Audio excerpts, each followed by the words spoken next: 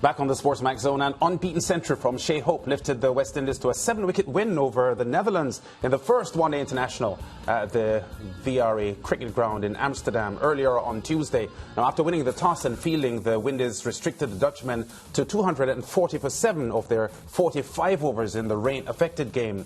Teja Nidamanaru top-scored with 58 not out, and Vikramjit Singh added 47. Left-arm spinner Akeal Hossain took 2 for 29, and seamer Kyle Mears got 2 for 50. In reply, the Caribbean men made 249 for 3, or 43.1 overs.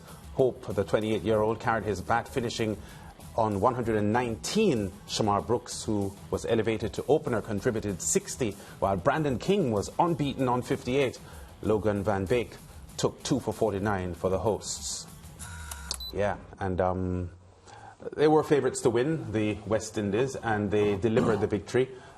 Rain threatening the game, reducing the number of overs as well, but in the end, a fairly tidy win by the Windies. Yeah, a tidy win, Lance, but I have to say that, you know, the amount of runs that the Netherlands put on at first was a cause for concern, 200 plus runs. So, you know, initially you would worry when you look at that score based on the experience that we have with the Windies men, you know, getting the opportunity to bat but not capitalizing on those opportunities. And of course, we've discussed shot selections and whatnot. But today we saw a different kettle of fish. We saw batsmen who went to the crease and occupied the crease. They were very cautious in their shot selections. And they not all of them, but go ahead. Yeah. Well, I'm talking about the ones that put on these scores, like Shamar Brooks, okay. Brandon King, Shai Hope, yeah. Right? Just to name the batsmen who stood there and ensured that we got to the total. So for me, a commendable batting performance. And it feels so good to say that, because many a times we criticize the batting. Also, Akeal Hossain today pick up the bowlers, 2 for 29, top stuff from him. You know, a lot of our players coming from the IPL. So, as we said, we expected a win. I think we had to work hard for that with the bat today. I'm looking forward to see how the second ODI goes. We didn't play a practice match there, did we? No. Right. So if it is that, I think the right thing to do when the toss was won was to field, yeah? And when you're in an environment where, especially where not a lot of cricket is played in Europe, whether, well, top-class cricket of any kind, the English don't consider themselves European, so that even further strengthens my point.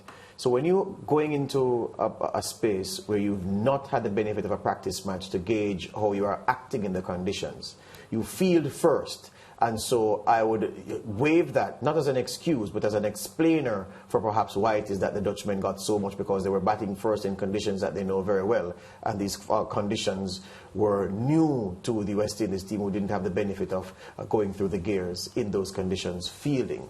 Batting-wise now, I thought that it was as I expected. When the West Indies are playing teams like these, there is a confidence, certainty that they enter the game with. They know that, look, we're better than these players. So the mindset is different from going into an acid test against one of the big cricketing nations or one of the smaller cricketing nations who have good individuals in the team. They would have looked at the Dutch team, looked at the Dutch players, and felt that none of those individuals or the Dutch team collectively held any terrors whatsoever. And so the mental makeup going into that game would have been different. And for the whole tour, the mental makeup is different. And it's good to see that that positive mental makeup translated into good runs and into the right result. Yeah, so the West Indies winning here by 7 wickets with 11 balls to spare. Fazeer Mohammed is going to join us now. Faz, let me start here, because some pressure coming from the West Indies captain today. I saw on the cricket chat group that I'm in a little bit of pressure for Nicholas Pooran, who attempted a reverse sweep and almost got out. And a few minutes after that, another reckless shot and he was out. Absolutely. And because you're a captain, you are going to be under pressure. And I'm sure the chat groups will light up every time Nicholas Pooran doesn't deliver as he would be expected now as West Indies captain. And yes, and we've talked about this previously, speculating whether it was the right decision to give him the one-day captaincy. He is the captain. His team would have won comfortably enough. He didn't deliver with the bat. And again, maybe the excuse could be made, well, look, he's just come out of IPL, needs a bit more acclimatization. But there won't be too many people around willing to forgive him, because he will be expected to deliver at the first point of asking. He didn't deliver today with the bat, but his team won in the end.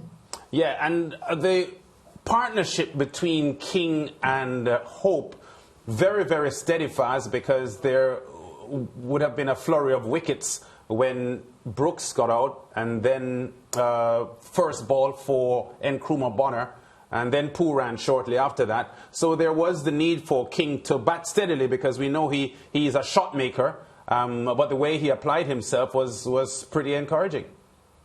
Absolutely, and taking all the factors in consideration, as George would have mentioned, you're taking on a team that you expect to beat, but you're mindful of your very low ranking. More than likely, the West Indies are going to have to probably go through qualifying again, as they did 4 years ago, to get to the 2023 World Cup in India. But yes, it's important.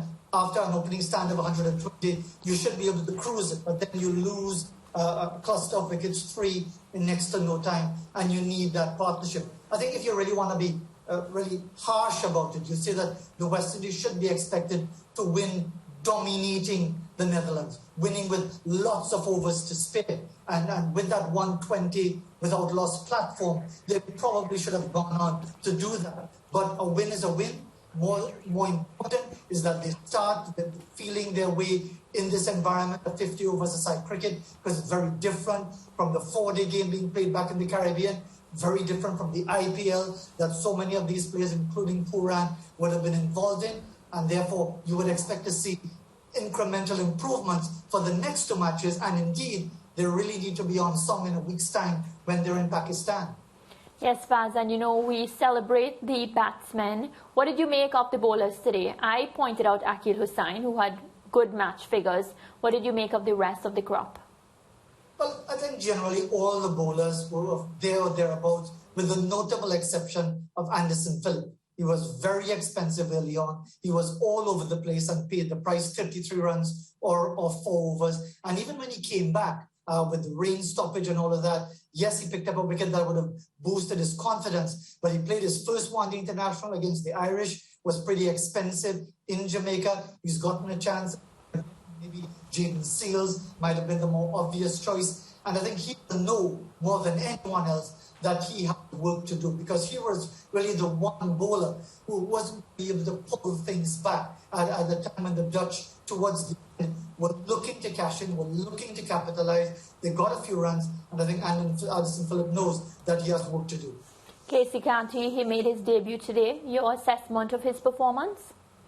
Well, Casey Canty will have to wait for another opportunity, because, again, in the field, there would have been nerves, there would have been anxiety. Let's look at it this way. Whether it's the Dutch, whether it's a powerhouse like Australia, whether it's anybody else, you're playing at senior level for the West Indies for the first time.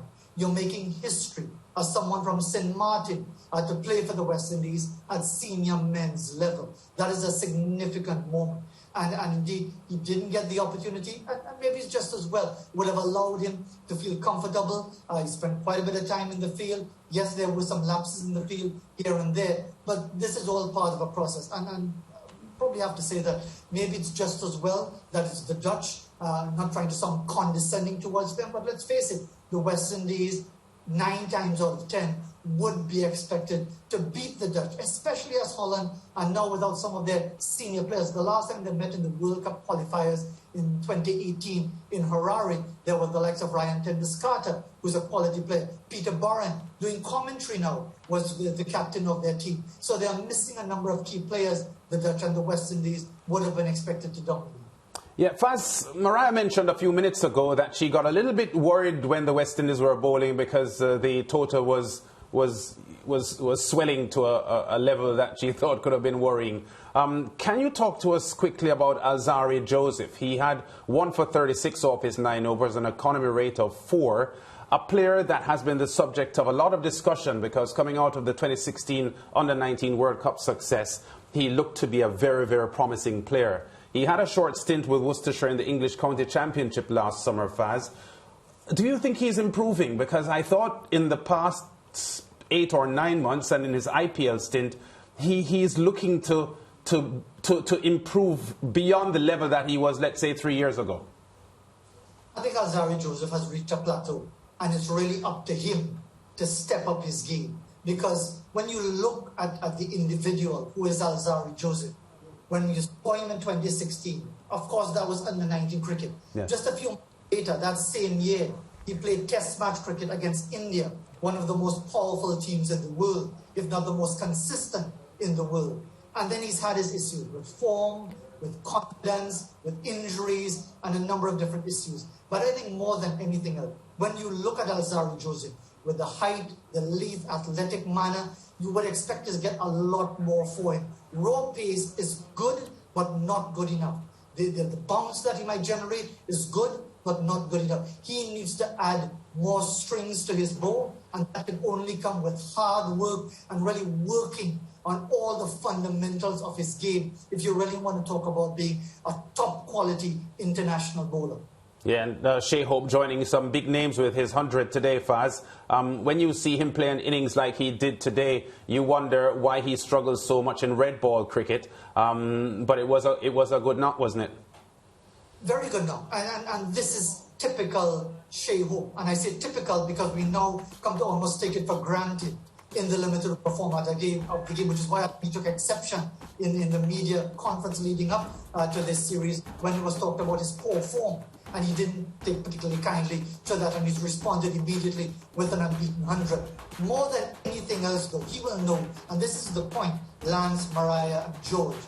As well as the West Indies play here, as well as Shai Hope played here, you've got to measure yourself against the best. You can only perform against who's in front of you, and he did all that was required of him, but he's going to have to ask himself, when the bowling is of a higher caliber, when the pitches are a little different, a bit more sporting, will he be able to cope as well as he did today? But yes, credit him. You can't argue with an unbeaten 100, guiding your team to victory, but he knows only too well that there are greater challenges to come.